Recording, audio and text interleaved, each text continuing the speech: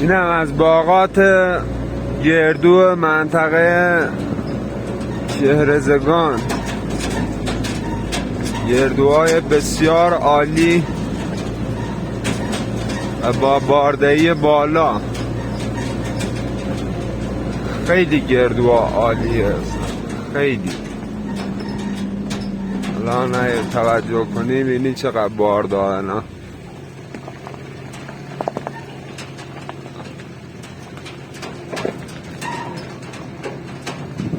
خیلی عالیه.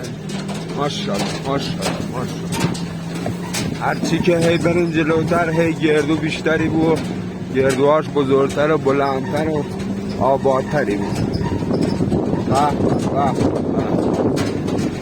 باغات گردو.